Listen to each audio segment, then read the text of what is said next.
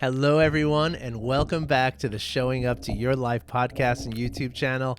My name is Art Burns, which you already know, and you also know that I'm very excited to be here with you today, and I'm very grateful. I want to express some gratitude to you, right? You, the one listening right here, and the one watching this video right here.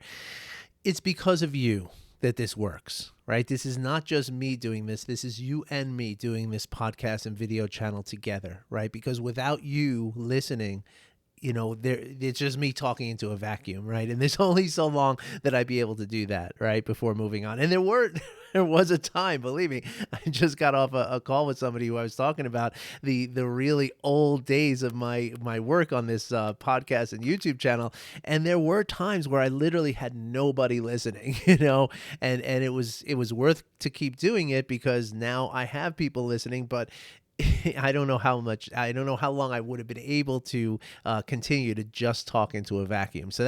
I really want you to know that it is a collaboration here between you and me. And especially I want to express some gratitude and some appreciation for all of you who have reached out and told me what you feel about this podcast. Thankfully, it's almost all positive, which is great. But hey, sometimes, there was a volume problem. People mentioned it, and look, I have a microphone, right? This was, granted to me by one of my patrons, but still, it's not, I welcome the criticism and the constructive, criticism and the whatever comments that you have. I welcome it all, right? It's not just I just don't want to hear the praise. I want to hear all of it, But most of all, I want to hear how much, this work, especially if you're doing the practices, how much it's benefiting you. I would love to hear it. And every time I get an email from someone, or every time someone books a session to talk with me through this work, it just makes me so happy. It's something that is just, it's very exciting to me. I shouldn't say it makes me so happy, because it doesn't, right? Happiness is not that, right? But it brings me joy, and it brings me excitement, and it fuels my enthusiasm to come back and do this again tomorrow, and really, this is the reason I get out of bed every day, is because of you and all of your wonderful emails and comments and just all of it. I love it. And thank you so much. I just want you to know that I appreciate you so much for that. And I'm just eternally grateful for you. And so that said, if you ever have any questions about anything that I say here, or if you have any comments about what I say here, or if there's something that you want me to talk about, okay, that's a big one, okay, because I get that from several people out there have asked for specific content, and I am so happy to do that, because again, that's collaboration, right? That's what we're here for. And so if you have anything that maybe an episode, inspired some thought, and you're like, but what about, ask me that, okay? Say, hey, Art, what about, and I'll do an episode just for that, okay? And you don't have to be part of the patron group, or you don't have to be a client for that. And again, please, if anybody has a suggestion or an idea of a word that I can use other than client, I would be forever in your debt. But if you have anything, right, any question at all, there's no pre-qualification. Okay. You can leave it in the comments below. I'm not real good with the YouTube comments because, well, first of all, sometimes I get these really weird, like, people post like porn links in my comments, and I don't know what that's all about. If anybody has an idea of how to get that to stop, I'm all ears for that too. It's not something I'm inviting. I don't know these people, and I'm sorry if it's offended anybody. I'm not sure if YouTube is actually filtering them out or what, but I see them on my channel. But you are more than welcome to leave any comments you like in the comment section of YouTube. You're more than welcome to, I don't know if you can leave comments on the podcast. I don't think you can. But you can rate them and you can review them, and I would appreciate that. But at any time you want to get in hold of me, the easiest thing to do is, well, two really easy things to do, right? The first one is simply send me an email, okay? art@artburnscoaching.com. Boom. It's easy, right? Or more fun is, and much more rewarding for both of us, is going to be to chat, right? And currently, for the time being, because and it's not that I don't want to do it. And I'm not like holding out some kind of, fear of missing out, scarcity thing for you. That's not what this is. But I'm just honestly telling you that my schedule, thankfully, is filling up. And so I don't know how many of these, it's not like I'm going to stop doing the calls, but literally it's going to get to the point where you're going to look and it's like there's no openings until like next month or something, So so if you're thinking about, maybe trying out this call, please do it. Okay. So again, I offer this, it's there and it's always going to be there. But again, my availability is not always going to be there. So for now though, I'll put the link in the description here. It's a program called Calendly, right? You literally just click on the link. It'll drop you into my calendar, right? So you're going to see my calendar. So the days and times that I'm available, I think are going to be in like full black, or the days that I'm busy are going to be in like grayed out, or actually, no, I think once you click on a day, it's going to just tell you the time slots that I'm available. That's how it works. They're all different, all these systems. And I never look at my own, right? I only look at other people's. It's kind of ironic that way. Same thing with YouTube's. With podcasts, I almost never listen to podcasts, and I really want to. I mean, I have a ton that I'm like, oh, I got to listen to that sometime, but I never do. Yet I record every day. It's just such a weird thing. But anyway, you click the link, you go into my Calendly program, you'll see my calendar. So you basically just pick a time that's open, that works for you. You put in a couple of answers, name, email address, phone number, that kind of thing. And then you're done. And then from that point forward, I take the reins, right? And I'll usually send an email a couple of days before saying, hey, it's great. I'm looking forward to talking to you, which I am. And ask you if there's anything specific you want to cover or not, which it's all good. Even if it's just a general, you just want to chat, it's all good. It's all good.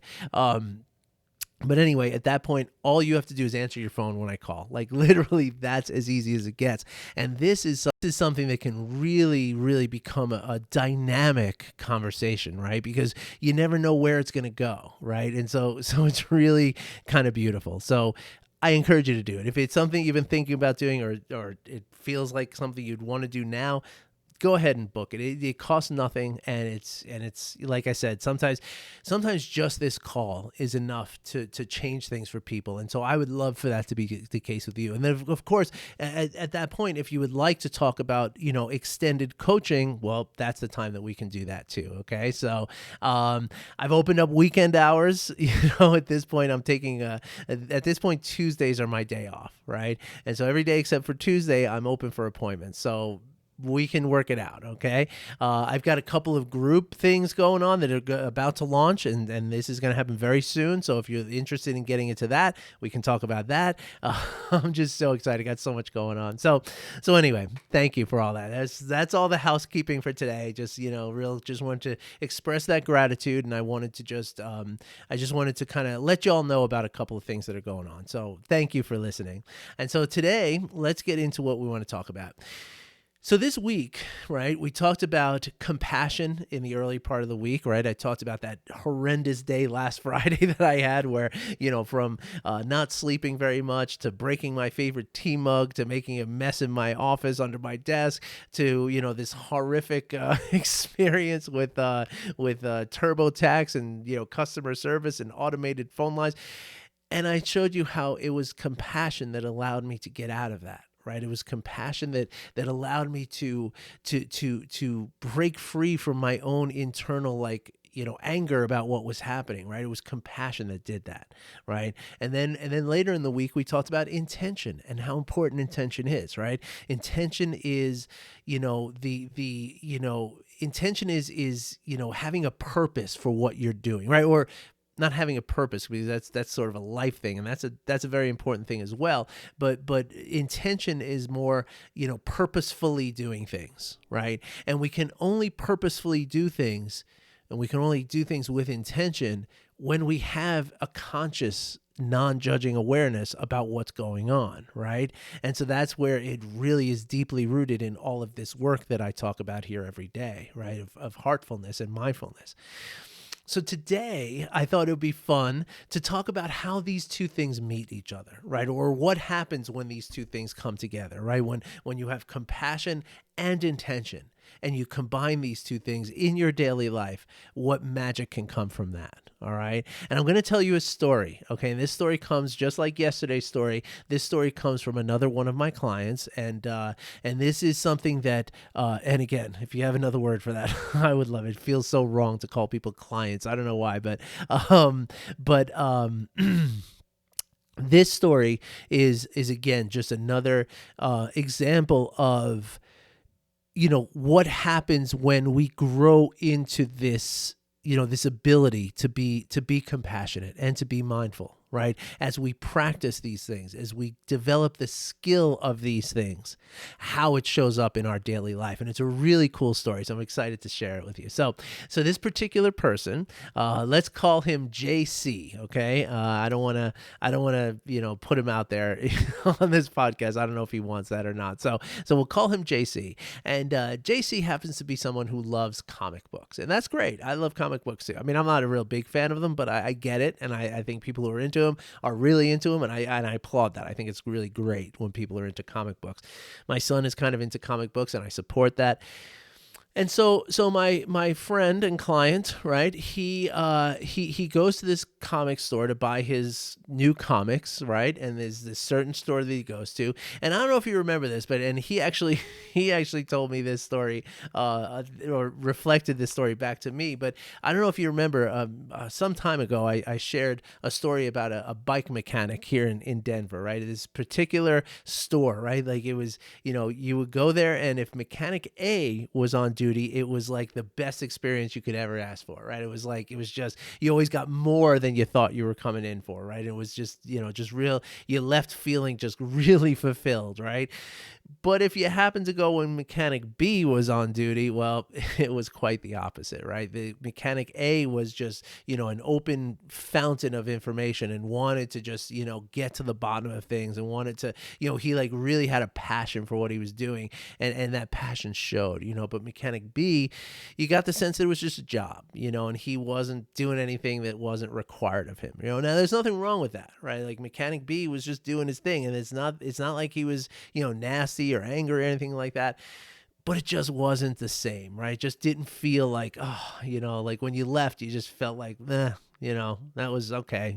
My flat tire is fixed, I guess, but it didn't feel the same, kind of thing. And so JC told me that he has a similar experience with this comic book shop, right? Where there's one person who's in there who is like, it's always great to see them, and it's you leave feeling that fulfillment, and it's a wonderful time.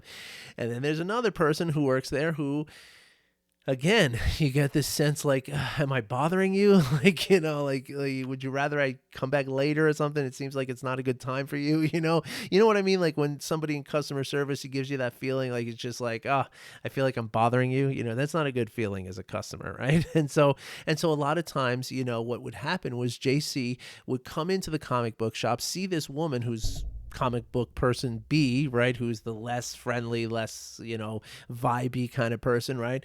And every time he saw that it was her working, what JC would wind up doing is JC would wind up like hurrying through the whole experience, right? So he would just kind of, just go to the comic book section that he wanted, grab whatever he wanted, go and check out, and, like very, like very bare bones experience, right? Like just the necessity, right? Just getting through it, right? And incidentally, right, this is, well, we'll get back into that.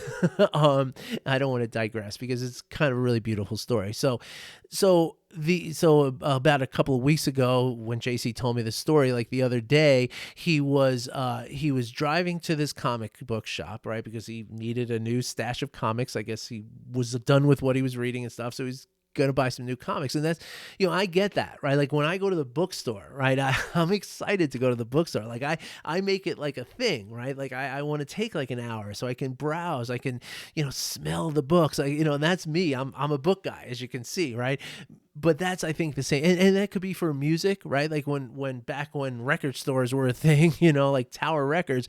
Back in New York City where I grew up, in Tower Records was a huge thing, right? There were two of them, one uptown, one downtown, and you would just go to Tower Records just to hang out.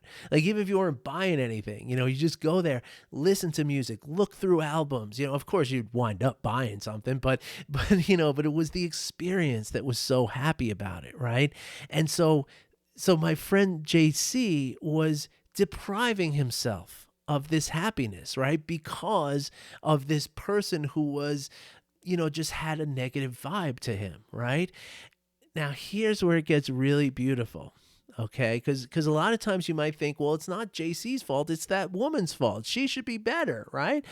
And I get that feeling. I get that logic, that sensibility on your part, if that's what you're saying.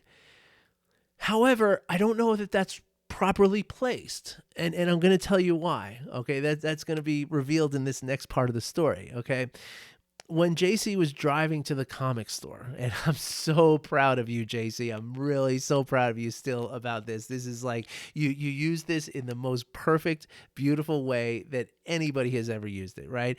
So there's compassion practices, right? And that I taught JC, that I could teach you, right? It's a compassion practice that we use to, to kind of, what we're doing is the goal of the compassion practice is to change the sort of way in which we interact with people. Right. And so what you do is you go through a series of people, right? Like one person who's very sort of easy for you to love, right?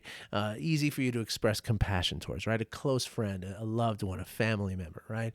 And then you repeat some phrases of loving kindness that we talk about, right? And it's just things about like, may you be well, may you be happy, may you feel loved, these kind of things. There's those 6 phrases. I can certainly teach them to you. Then you go to somebody neutral, right? Somebody who is just a nameless, almost faceless person. Like, like I used to, one time I heard somebody say about going to a grocery store that when you get to the person checking you out, it's like a cash register with arms. Like, you don't see that it's a person there, right? So that person, right? The person who you barely recognize as even a person, right? Because you know nothing about them, right? Wish those phrases to that person, right? And then you take the third and final step to this practice is to wish the same phrases to someone who has done you wrong, someone who bothers you, somebody who represents a lack of compassion or some kind of hurtfulness or harmfulness. Right? And you do this over and over again. And then, like I said, it reframes the way you interact with everyone so that you show up on face value. You show up with love and kindness and compassion to everyone. And let me tell you, folks, when you do this over and over again, it becomes instinctive and it becomes really beautiful. And that's what happened to JC. All right. So JC was driving on his way to this comic book store, right? And he realized that this woman might be working there, right? So what did JC do? Did he say, should I call and see if she's working and maybe go back another time? Should I just, give her a piece of my mind and tell her that she should be a better customer service person? Should I just rush through the transaction the same way I always have been lately, ever since she's been working there? JC didn't do any of those things. What JC did was it occurred to him, because of all the practice, he's been practicing the thing that I just told you about, right? With the 3 people, he's been doing that for months, right? So it's become an instinct. It's become a habit, right? It's something that his body knows how to do better than his mind does. And so it occurred to him as he's driving that, wait a minute, I could do my loving kindness practice for this woman. And that's what he did. Okay. He pictured her in his mind as he's driving. And as he was, as he pictured her in his mind, he repeated the phrases and he did it again and he did it again. Okay. I think he said 3 times. It might have even been more. It takes like 20 seconds to repeat these phrases. So you can do it 50 times if you want to. It's really, there's no limitation, right? But what happened next is really beautiful. Like I'm feeling myself tear up over what happened because it's just so beautiful. And this is what life is all about, folks. Okay, when JC did these practices on his way to the comic book store, okay, he walks into the store and he sees that it's the woman there, okay, but now he's in a place where he's not feeling the tension, he's not feeling the aggravation, he's not feeling the oh no, she's here, bummer kind of feeling, right? He's not feeling any of that because he just filled his heart with love and compassion. He just filled himself with it. And because he was in that place, he walked in with intention and compassion, and the intention, of course, is based on the awareness and the consciousness, right? And he in this, because again, the intention was set back in the car, right? The intention was set when he said, oh man, this woman might be working today, let me set the intention to be compassionate to her, and let me do the practices right now to make myself, to fulfill this intention, right? And so with that, he walked into this store with an open, non-judging awareness, right? Not in a hurry, nothing to hide, nothing to gain, nothing to, no axe to grind, as they say, right? He just walked in open, with an open heart and an open mind and open eyes. And guess what? He saw that as she was sitting there at the front desk or whatever, at the counter, whatever it is, she was reading a Teenage Mutant Ninja Turtle comic book, which happens to be one of JC's favorite comic books, right? Now, he never would have noticed that. Maybe he would have. Maybe when he was checking out, he might have, but he probably wouldn't have said anything, right? But he saw it, and he said to her, he's like, oh, I've read that one. Isn't it awesome? And just that little thing, right? Then all of a sudden, the woman looked up at him and they had this whole conversation, right? They connected with each other. Their hearts connected with each other. And I guarantee you, if we were standing there watching them, we would have seen their gestures and their facial expressions. We would have seen these start to sync up with each other, because that's what happens when we really connect with someone, right? And I'm talking about connecting on the level of the heart, right? But not only that, right? If we had them both in MRI machines, right, we would see that they're, which of course we can't do, but if somehow we could get into their brains as we were watching them, connect in this way, we would have also seen that the neurons are firing in coordination with each other, in concert with each other. There's a resonance that happens there between these two people, and that's a connection that's been made, and that connection will never, ever, ever go away. Now, you might never see the person again, but you'll always have that connection to them, right? Through the memory, through the, remember I talked about the nervous system memory, right? That is going to live in there forever. And that is going to make you remember to do it next time too, right? It's going to make it more like, because now you have proof of how amazing it works, right? And how beautiful this connection was. So they had this whole conversation. So what JC said to me afterward, and this is everything, right? I'm so proud of you, man. After he said, after he was done with this telling me the story, he was like kind of walking out of the store with his comic books. He said, well, maybe that was just the woman's demeanor. Maybe that coldness and that sense of like not unfriendliness was not really coldness and unfriendliness, but was just simply the way the person is, right? And then he said something that, and this is the thing, right? This is the everything. He says, because really, she's just trying to be happy, just like I am. Boom goes the dynamite. That is everything right there, because that's the whole enchilada when it comes to compassion work, right? Is that we recognize, as we do this practice, we recognize that even the people in the world, whether it's people we know, people we see on the news, people we hear about, everyone, even the people who do the most atrocious, violent, and horrible things, every one of us is simply trying to create the conditions for our own happiness. Full stop. That's what we're doing. And it's not just people, it's animals, it's birds, it's insects. It's every creature on this planet is acting in a way that is motivated by the desire for happiness and for well-being. That's everything, right? And so when people do horrible things to one another, I know it's hard to wrap your head around this a little bit, and I know that, but it's because they think it's going to make them happy. Right? The person who cuts you off on the road, the person who, and again, it's even people who do literally, horrible things to other people, right? They're doing those things because they believe that somehow it is going to bring them happiness on some level. Now, they might be confused about that, right? They might be horribly damaged inside to think that this is the truth, right?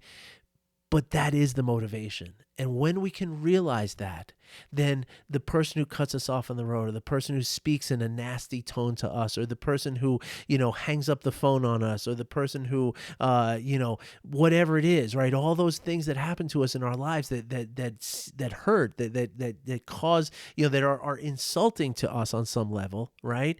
When those things happen, if we can remember that the person who's doing it is just trying to be happy, well, then it opens us up to this understanding and this forgiveness. And again, I've said this before, the compassion and the forgiveness, yes, it's good for others, right? It's good to tell people that you care about them. It's good to tell people that you wish them well. It's good to tell people that you love them, right? But at the end of the day, this work is more about you than it is about that person, right? Or let me say otherwise, the work of forgiveness and compassion benefits you directly. It might benefit those other people indirectly, but you, it benefits directly, and it benefits you in the form of better health, physically, mentally, emotionally, better connections in your life, better flow, less stress, less anxiety, less depression. Better food processing. Like, you process food better when you're doing this, and that's been shown in science, right? And so this is not a woo woo concept. This is something that is founded in hard-nosed neuroscience. And if you'd like some of that research, all you got to do is reach out and ask for it, and I'll send it to you with a smile on my face, and we can talk about it. So that's what happens when we do these practices. And again, it's a little bit every day, right? It's not like you have to go away for 2 years to live in a monastery and come back with this. You don't need to do that. You can do that if you have the time. I wish I could, I mean, sign me up, but it's not necessary. It's not necessary. JC never did that. Now JC does do a fair amount of meditation, and he does a lot of informal practices too, but not more than like 15, 20 minutes a day. It's not like hours and hours and hours, And so, but I also see the same impact on other people who only do 2 minutes a day. It's really within your reach, and I can help you to reach it. So if you're looking for that help, well, again, the link is going to be in the description here. All right. So I hope you enjoyed this story of love and kindness and how beautiful connections can happen in our lives. I really hope that this sends you into your weekend feeling good. All right, and I really do look forward to talking more on Monday. Let's see what we got on the hopper for Monday. Oh, this is a good one. We're gonna talk about self-acceptance. And the way to get to self-acceptance through self-compassion. I'm so excited. It's going to be fun. All right, everybody. Thank you so much for listening. Thank you for watching. I really wish you well, and I appreciate you so much. So thank you, and I'll be back on Monday. I wish you well. Take care, everybody.